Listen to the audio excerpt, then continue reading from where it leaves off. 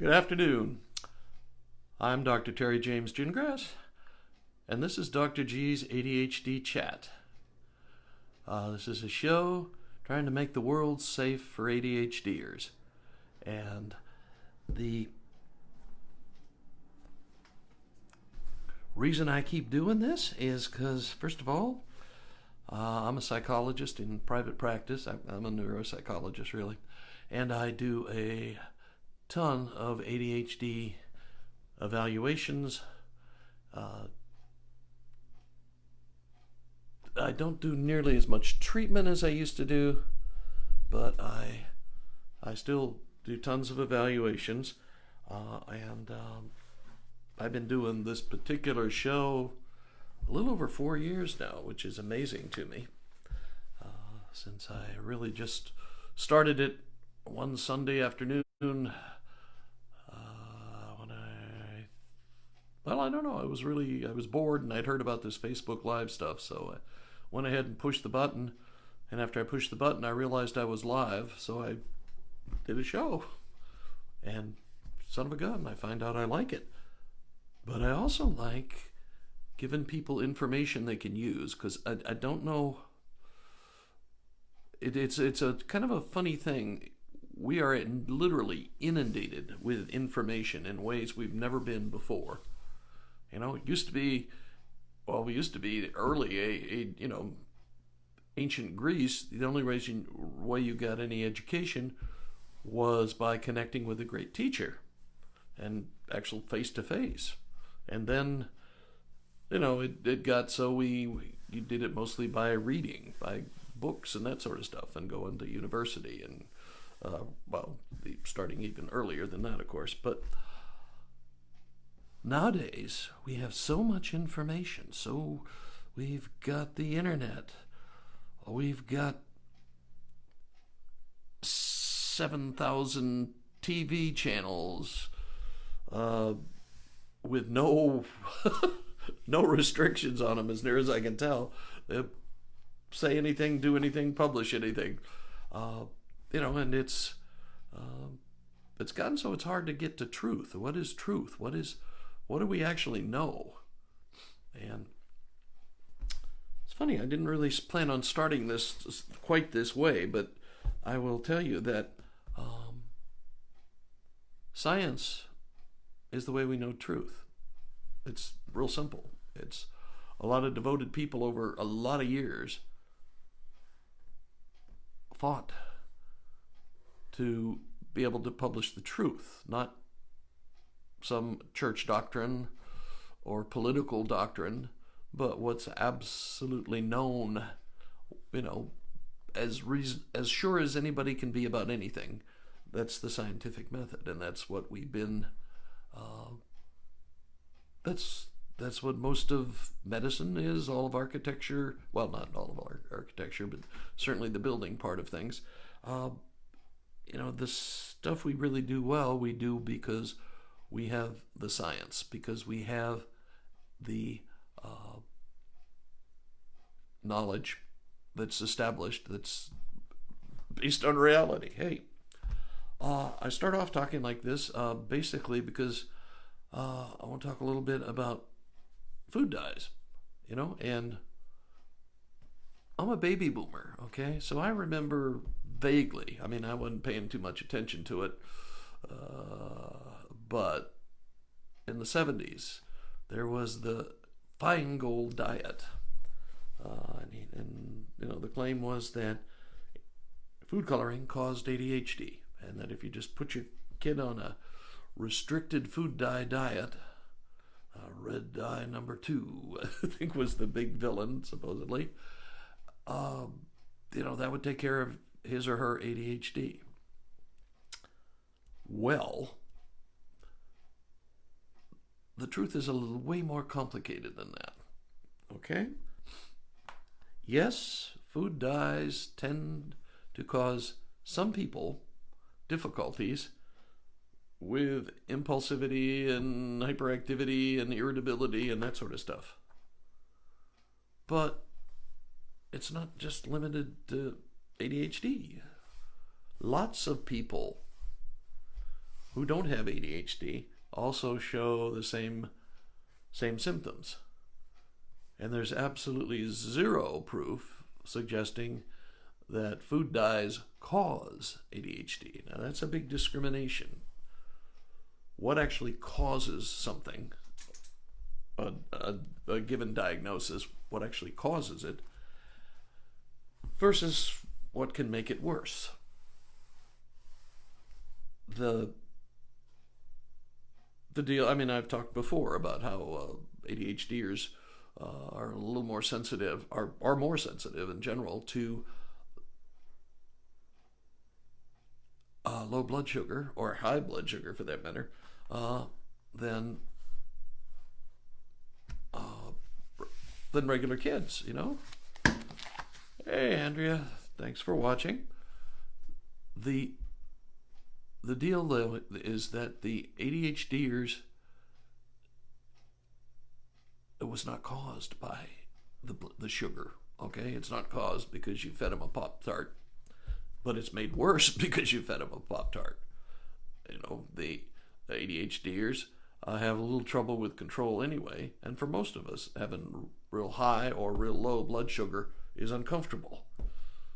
You know, on the one end you get a little shaky, on the other one end you get a little irritable, and ADHDers have just sort of general problems with emotional regulation, and that gets exaggerated when they're eating something or taking something, drinking, whatever, however they're getting it on board, that upsets their metabolism, that keeps people out of the normal range, or gets people out of the normal range.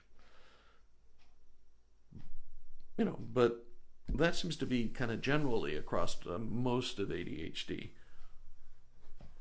This stuff with the food colorings, food dyes, is not impacting a huge number of ADHDers. It affects a small percentage of ADHDers. It affects a small percentage of kids who don't have ADHD. I mean, certainly your life will be more comfortable, I guess, if your child is not taking the risk of eating a lot of foods with food dye. On the other hand, the majority of kids, it isn't that big a deal. You can have a kid who doesn't have ADHD but is sensitive to the food dyes. Hey, Leslie, thanks for watching. Anyway, so you don't want to over generalize, I guess, is the thing. You know, specifically what we know is that food dyes affect some people and it doesn't affect other people. And the number of people it affects is a small percentage of the population. The thing also, it's not just ADHD people, ADHD kids or ADHD adults that are affected. It's across the general population. So it's not specific to ADHD, and it's certainly not causative. It does not cause ADHD. You know, it's your child does not have ADHD because mom pigged out on Captain Crunch or something, Fruit Loops, during the pregnancy. It's not causative. It's just a thing that once you have ADHD, it will cause some people some troubles sometime. Okay, now one of the things I was noticing, because I started out reading an article that was kind of, well, the headlines and the content of the story weren't quite consistent the way I'd like to see it anyway. Just because people get an idea and it's not based on what the truth is. They have a tendency to go off in wrong directions, or in directions that, if nothing else, waste their time. And in other cases, it can be absolutely harmful. And the other thing you get a lot of times with, especially if it's like in a news medium, that it's written with a kind of a sensational summary headline or lead paragraph even. The first thing they start talking about is da da da da. And it's well, they will be exaggerating. They will be well, they want to sell the story, because this, selling the story sells the newspaper or magazine or the show. But you need to watch out, okay? Because we know things based on a certain way of researching them, and everything else is just a story, like when you're doing research. I'm a psychologist. I'm trained in doing research. I'm not excited about doing research, frankly, because it takes a lot of time and a lot of energy and a lot of resources. So I just don't, I don't do much, but I constantly am evaluating research because you kind of have to. Is this true? How do we know that's true? Okay. The kind of things you see a lot on the internet are what we would call case study stuff. That is somebody saying, hey, I gave my kid dandruff treatment shampoo and his ADHD symptoms stopped. Okay, that is one case, and you can't really say, oh, well, I'll just get a bunch of dandruff shampoo and my kid won't have ADHD anymore either. Well, point is, of course, and I'm exaggerating, to make the point. That's not true, okay? Because it worked for one person. Maybe it worked for one person. Maybe there were a whole bunch of other factors, because that's one of the things you got to watch out for. What else happened? Was there change in diet? Was there a change in teachers? Was there a change in living arrangements? I mean, you just don't know based on somebody saying, oh, dandruff shampoo will help your kid with ADHD.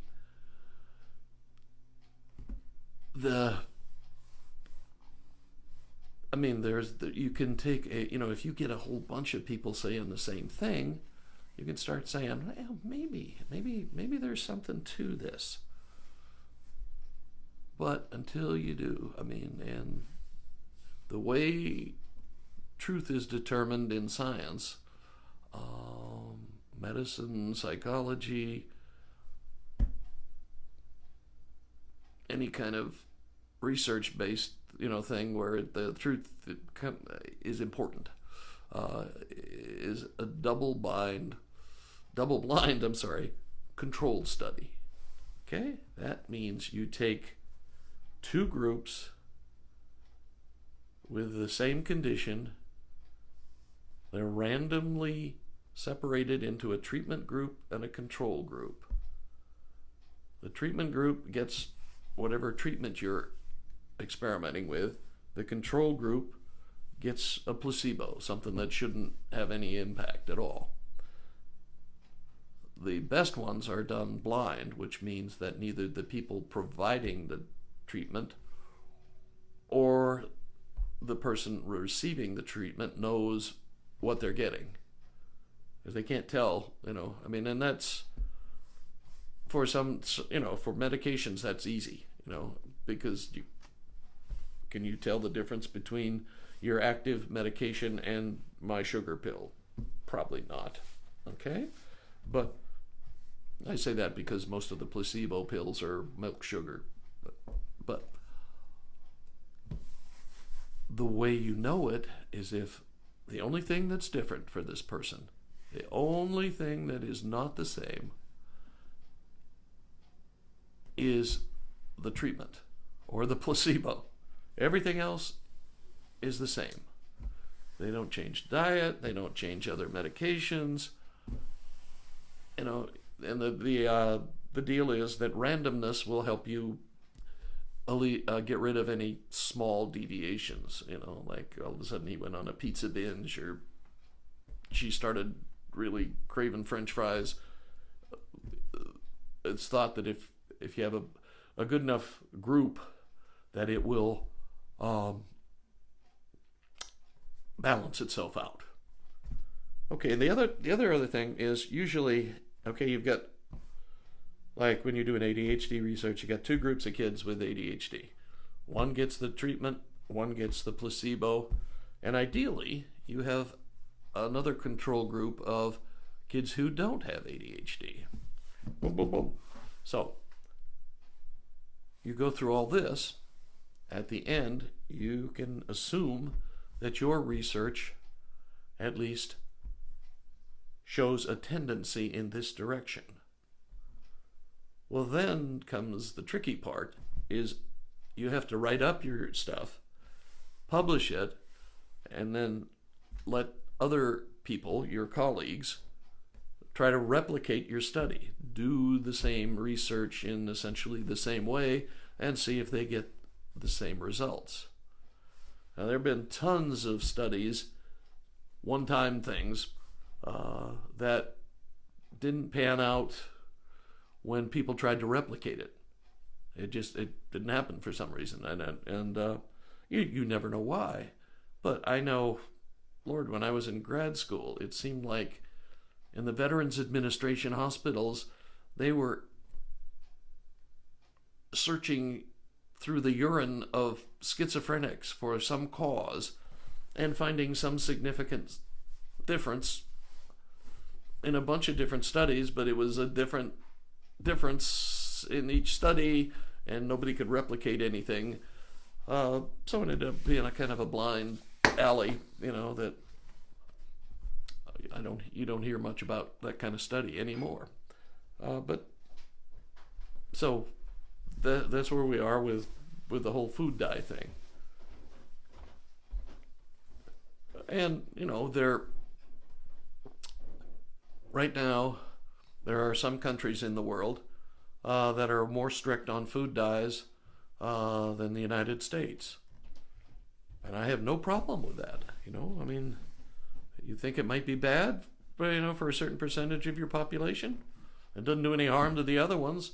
To get rid of it, what's the problem? I don't see an issue with that. So the deal is, know the facts, know the research, be able to analyze the research, make sure there's a controlled study. Watch out for the words of just a few, or only slightly, or moderately. You know, they're all kind of funny modifiers that suggest, this really isn't what the headline said it was. Okay. That's me for right now, for today. I am Dr. Terry James Gingrass. My website is terrygingrassphd.com. Drop me a line, a question, make a comment. You know, ask me about anything you'd like to cover, or like me to cover, that is. You know, in the area of ADHD, of course. I have other interests, but you know, I do a lot of treatment with ADHD. I have a child, well, he's an adult now, who with ADHD, and that's how really I got into all this. Because boy, back 30 years ago, we didn't know jack about this stuff. Anyway, so okay, I'm not an allergist, Leslie, but as far as I know, it's not genetic. Okay, ADHD, now that is genetic. Okay. Okay. Anyway, you know, ADHD's got a heritability index of right at 85%. So If you have an ADHD child, you have you or your spouse as relatives with ADHD. Okay, and I have been talking about some moves we're making pretty soon, and some of you may have seen some evidence of that already, with some of the Facebook ads and that sort of stuff. And for those of you who have signed up for my mailing list, I appreciate that. Thank you very much. Keep coming. Encourage your friends to do the same, because we'll be doing some things pretty soon, which I'm kind of excited about. Okay, I'll catch you later. This is Dr. G's ADHD Chat, the show that tries to make the world safe for ADHDers, because remember, compliant people never change the world. Only people who are outside the box thinkers change the world in big ways. And your child may be that outside the box thinker that solves some of our bigger problems. Okay, we will catch you next time.